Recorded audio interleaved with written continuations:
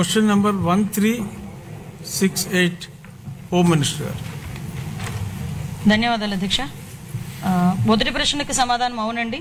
ఆంధ్రప్రదేశ్ ఒడిశా సరిహద్దుల వెంబడి ఉన్న అటవీ మరియు కొండ ప్రాంతాల కారణంగా రోడ్డు మార్గం ద్వారా గంజాయి అక్రమ రవాణాకు సంబంధించి చెదురుమదురు సంఘటనలు నమోదయ్యాయి. బి ప్రశ్నకు అధ్యక్ష, ప్రభుత్వం, పోలీస్, అదేవిధంగా ఈగల్ మరియు అనుబంధ విభాగాల ద్వారా సమగ్రమైన మరియు సుస్థిరమైన చర్యలు చేపట్టింది. ఆ వివరాలను అనుబంధంలో జతపరచడమైంది అధ్యక్ష. ప్రభుత్వం చేపట్టిన సుస్థిర చర్యల వల్ల పార్వతీపురం మన్యం జిల్లాలోని ఆంధ్ర ఒడిశా సరిహద్దు వెంబడి కఠినమైన మరియు నిరంతర నిఘా ఉంచడం ద్వారా పాలకొండ శాసనసభ నియోజకవర్గం గుండా సాగే గంజాయి అక్రమ రవాణాను సమర్థవంతంగా అరికట్టడం అవుతుంది. నిమ్మక జయకృష్ణ. అధ్యక్ష, ధన్యవాదాలు అధ్యక్ష. అధ్యక్ష, 2019-24 సమయంలో ఆనాటి జగన్మోహన్ రెడ్డి సమయంలో, ముఖ్యమంత్రి గారి సమయంలో, ఈరోజు ఆంధ్రప్రదేశ్ రాష్ట్రంలో గంజాయి సాగుకి అలాగే విస్తీర్ణం కూడా చాలా ఎక్కువగా ఉండేది అధ్యక్ష. అయితే మన కూటమి ప్రభుత్వం వచ్చాక గంజాయి పూర్తిగా ఆంధ్రప్రదేశ్ రాష్ట్రంలో కానీ పూర్తిగా నిర్మూలించబడింది అధ్యక్ష. అయితే మా పాలకొండ నియోజకవర్గం బోర్డర్ అధ్యక్ష, అంటే ఒరిస్సాకి బోర్డర్ అధ్యక్ష, ఈ నియోజకవర్గాల్లో ఎక్కువగా, అంటే ఒరిస్సా బోర్డర్ నుంచి ఎక్కువగా ఈ గంజాయి సాగు ఎక్కువగా రవాణాకి ఎక్కువగా అవకాశం ఉంది అధ్యక్ష. అంటే గౌరవ హోంమంత్రి గారికి నేను అడుగుతుందండి అధ్యక్ష, ఏమైనా ఇంకా పటిష్టమైన చర్యలు, ఈ పటిష్టమైన చర్యల వల్ల గంజాయి రవాణా అనేది పూర్తిగా, అంటే పటిష్టమైన చర్యలు పెంచడం వల్ల గంజాయి రవాణా పూర్తిగా అరికట్టవచ్చు అధ్యక్ష. అటువంటి చర్యలు ఏమైనా ఇంకా పూర్తి స్థాయిలో గట్టి భద్రత ఏర్పాటు చేసి పూర్తి స్థాయిలో నిఘాను పెంచి ఈ అక్రమ గంజాయి రవాణా ఇంకా పూర్తి స్థాయిలో అడ్డుకోవాలని గౌరవ హోంమంత్రి గారికి అడుగుతున్నాను అధ్యక్ష. మంత్రి గారు. అధ్యక్ష, గౌరవ సభ్యులు చెప్పిన ప్రకారం అధ్యక్ష, యాక్చువల్గా మనకి 2019 తర్వాత గాంజా సాగు ఇంచుమించుగా ఎలా అయిపోయిందంటే, గాంజా ఆంధ్రప్రదేశ్గా మన సంగతి మనందరికీ తెలుసు. తర్వాత మనకి ఎన్డీఏ గవర్నమెంట్ వచ్చిన తర్వాత ఇమీడియట్గా దాన్ని ఈగల్ మనం స్థాపించుకొని ఈగల్ ద్వారా మాక్సిమం గాంజా సాగునైతే అధ్యక్ష నేను చాలా హ్యాపీగా చెప్పగలను, గర్వంగా కూడా చెప్పగలను. ఈరోజు ఆంధ్రప్రదేశ్లో గంజా సాగు అనేది జీరో కల్టివేషన్ అధ్యక్ష. ఎక్కడా కూడా గంజా సాగు లేదు అని చెప్పి సభాపూర్వకంగా మీ అందరికీ కూడా తెలియజెప్పడానికి కూడా అందరి సహకారం లభించినందుకు కూడా అందరికీ కూడా నేను ధన్యవాదాలు తెలియజేసుకుంటున్నాను అధ్యక్ష. ముఖ్యంగా ఇప్పుడు మనకి ఉన్న ప్రాబ్లం కాస్త ఏఓబి ప్రాంతాలు, అంటే ఒరిస్సా నుంచి వచ్చేటప్పుడు కానీ కొంత ట్రాన్స్పోర్టేషన్ అయితే మన ఆంధ్రప్రదేశ్ గుండా సాగుతుంది. ఇప్పుడు ఎక్కడైతే దానికి సంబంధించి ఇంతకుముందు చెక్ పోస్టులు అయితే ఏర్పాటు చేశారు, కానీ చెక్ పోస్టులను కూడా ఎక్కడ కూడా నిఘా పెట్టి కానీ కొంచెం దాన్ని బాగా ఎక్కువగా ఎఫెక్టివ్గా పనిచేసేటట్టుగా ఎక్కడ కూడా పెట్టుకోవాలి. ఆల్రెడీ మన ఎన్డీఏ గవర్నమెంట్ వచ్చిన తర్వాత అధ్యక్ష చూసుకుంటే 1-2 చోట్ల మాత్రమే చెక్ పోస్టులు ఏర్పడే పరిస్థితి. కానీ మనం ఏం చేసామంటే ఇప్పుడు ఇంటర్ స్టేట్ చెక్ పోస్టుల కింద సుమారుగా 5 జిల్లాల్లోని కూడా దగ్గర 35కు పైగా చెక్ పోస్టులు పెట్టుకున్నాం అధ్యక్ష. ఆ చెక్ పోస్టుల దగ్గర కూడా ఎస్పెషల్లీ ఇప్పుడు మనకి పాలకొండ కాన్స్టిట్యుయెన్సీకి సంబంధించి రాయగడ, గునుపూర్ దగ్గరలో ఉంటుంది అధ్యక్ష. అక్కడ బత్తిలి అని ఒక చెక్ పోస్ట్ కూడా ఏర్పాటు చేసుకోవడం జరిగింది. ఆ బత్తిలి చెక్ పోస్ట్ కూడా చాలా ఎఫెక్టివ్ గా పనిచేయడం వల్ల అట్ ద సేమ్ టైం అక్కడ ఎస్పీ మన్యం జిల్లా ఎస్పీ గారు, అదేవిధంగా అక్కడ రాయగడ ఎస్పీ గారు నిరంతరం కోఆర్డినేషన్ చేయడం వల్ల అటువైపు నుంచి మాక్సిమం ట్రాన్స్పోర్టేషన్ కూడా తగ్గే పరిస్థితి కూడా వచ్చింది అధ్యక్ష. ఇమీడియట్ గా ఎవరైనా ట్రాన్స్పోర్ట్ చేసే పరిస్థితి ఉన్నా కూడా ఇమీడియట్ గా మన డిపార్ట్మెంట్ వాళ్ళు, ఈగల్ డిపార్ట్మెంట్ వాళ్ళు వెళ్ళి పట్టుకోవడం, వాళ్ళు వెంటనే ఎన్డీపీఎస్ యాక్ట్ల కింద వాళ్ళని అరెస్ట్ చేయడం కూడా జరుగుతుంది.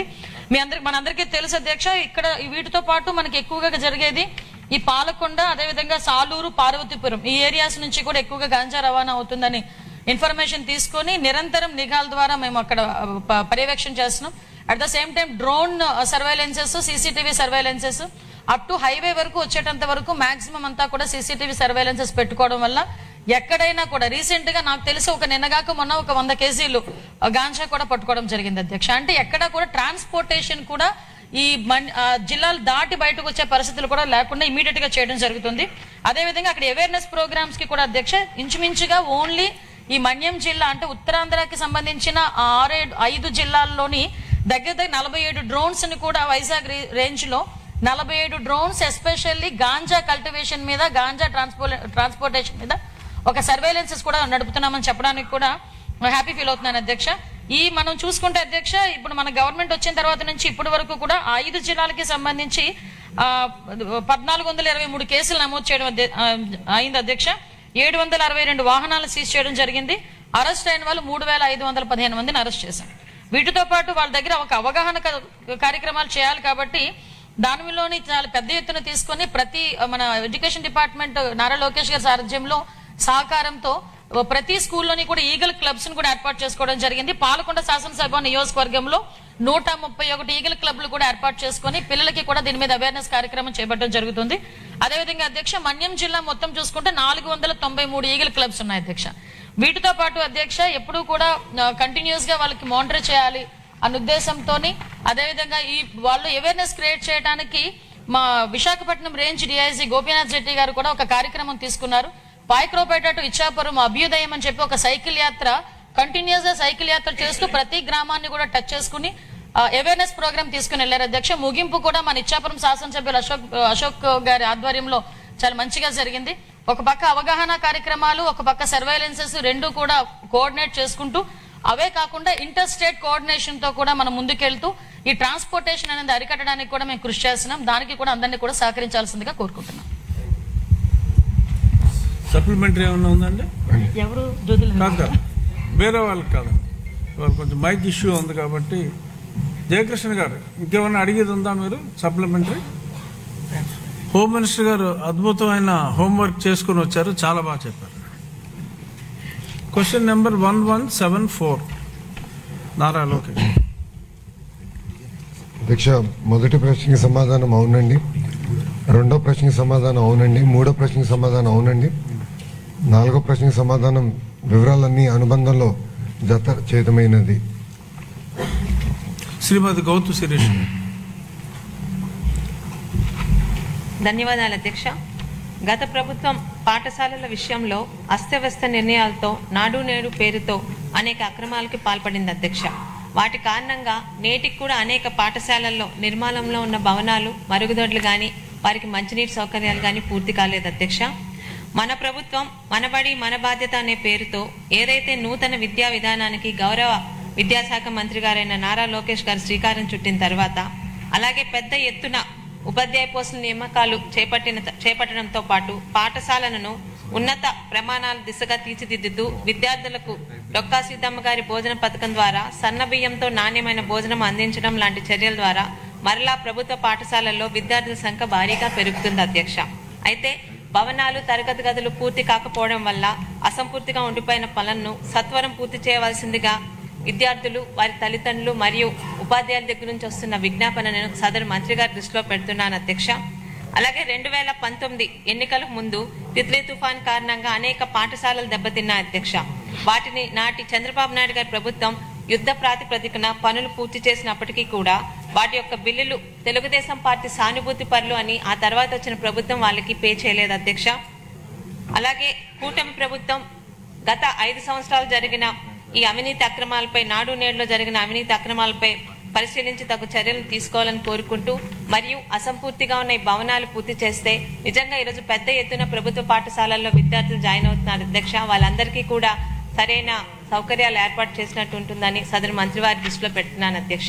ధన్యవాదాలు అధ్యక్ష. మంత్రి గారు. అధ్యక్ష, 2019 నుంచి 24 మధ్యలో గత ప్రభుత్వం జియో 117 అని తీసుకొచ్చి తద్వారా ఏమైందంటే పిల్లలు ప్రభుత్వ పాఠశాలలు దూరం అవటం జరిగింది అధ్యక్ష. గత ప్రభుత్వం నాడు నేడు కార్యక్రమం చేపట్టిన తర్వాత కూడా 233 పాఠశాలలు ఎక్కడైతే డబ్బులు ఖర్చు పెట్టారో మూసేసే పరిస్థితి వచ్చింది అధ్యక్ష. ప్రజాప్రభుత్వ ఎన్నికల్లో చాలా స్పష్టంగా జియో 117 మేము రద్దు చేస్తామని చెప్పాం, చేశాము. అంతేకాకుండా 1 క్లాస్ 1 టీచర్ విధానం అనేది చాలా కీలకమైంది అధ్యక్ష. ఒకసారి మనం చూస్తే గతంలో కేవలం 3% పాఠశాలలోనే 1 క్లాస్ 1 టీచర్ ఉంటే అది ఇప్పుడు 33% పాఠశాలకి మనం తీసుకెళ్తాం జరిగింది అధ్యక్ష. దీని ద్వారా అంటే మెరుగైన విద్య పిల్లలకి అందించవచ్చు, ఎగ్జామ్లో మంచి ఫలితాలు రావచ్చని మేము అందరం ఆశిస్తున్నాం. త్వరలోనే ఎగ్జామ్స్ కూడా ఉన్నాయి కనుక రిజల్ట్స్ కూడా వస్తాయి అధ్యక్ష. ఇప్పుడు పెద్దలు చెప్పినట్టు, శిరీష గారు చెప్పినట్టు ఏంటంటే అధ్యక్ష, ప్రధానంగా మేము 5 అంశాలు తీసుకున్నాం అధ్యక్ష. మొదటిది లీక్ ప్రూఫ్ బిల్డింగ్ ఏర్పాటు చేయాలి, దాంతోపాటు ఒక కోట్ పెయింట్ వేయాలి, బెంచెస్ ఏర్పాటు చేయాలి, టాయిలెట్స్, తాగునీరు అందించాల్సిన బాధ్యత ప్రభుత్వం పైన ఉంది అధ్యక్ష. అందుకే మేము ప్రభుత్వ పాఠశాలలని 5 స్టార్ రేటింగ్లో చేశాము. 1 స్టార్లు ఎన్ని ఉన్నాయి, 2లో ఎన్ని ఉన్నాయి, 3, 4, 5 ఎన్ని ఉన్నాయని మేము చేసాం. ఆంధ్ర రాష్ట్రంలో 5 స్టార్ రేటింగ్ ఉన్న పాఠశాల ఒకటి కూడా లేదు అధ్యక్ష. 40% పాఠశాలలు 1-2 స్టార్లు ఉన్నాయి అధ్యక్ష. సో మా లక్ష్యం, మన ప్రభుత్వం ప్రజాప్రభుత్వ లక్ష్యం ఏంటంటే కంపల్సరీ అన్ని ప్రభుత్వ పాఠశాలలు మినిమం 3 to 4 స్టార్స్ తీసుకురావాలని లక్ష్యంతో మేము అందరం పనిచేస్తున్నాం అధ్యక్ష. పెద్దలు చెప్పినట్టు పెండింగ్ వర్క్స్ అంటే గత ప్రభుత్వం కొన్ని పనులు ప్రారంభించినాయి, ఆ పనులు పూర్తి చేయాల్సిన బాధ్యత ఉంది. కానీ ఎక్కడైతే అవసరం ఉందో అక్కడ చేయాలనే లక్ష్యంగా పెట్టుకున్నాం. ఎక్కడైతే అదనంగా క్లాస్ రూమ్స్ అవసరం ఉందో అక్కడ యుద్ధ ప్రాతిపదికంగా పనులు పూర్తి చేయాలని మేము నిర్ణయం తీసుకున్నాం అధ్యక్ష. ఎస్ఎంసీ అకౌంట్స్లో ఇప్పటికీ 200 కోట్ల రూపాయలు ఉంది అధ్యక్ష. అది ఖర్చు పెట్టమని మేము ఆదేశాలు కూడా జారీ చేశాం. గౌరవ ఫైనాన్స్ మంత్రి గారు కూడా ఈ బడ్జెట్లో సుమారుగా 800 కోట్ల రూపాయలు అదనంగా కేటాయించారు అధ్యక్ష. ఈ డబ్బులంతా జోడిస్తే సుమారుగా 1000 కోట్ల రూపాయలు ప్రభుత్వ పాఠశాలలకు వచ్చే సంవత్సరంలో ఖర్చు పెట్టడానికి అవకాశం ఉంటుంది. దాంట్లో ప్రధానంగా ఈ 5 అంశాలు మేము తీసుకున్నాం అధ్యక్ష. ఈ 5 అంశాలు తీసుకుని అన్ని ప్రభుత్వ పాఠశాలలు ఒక పద్ధతి ప్రకారం 5 స్టార్ రేటింగ్ తీసుకొచ్చే బాధ్యత ప్రజాప్రభుత్వం తీసుకుంటుంది అధ్యక్ష.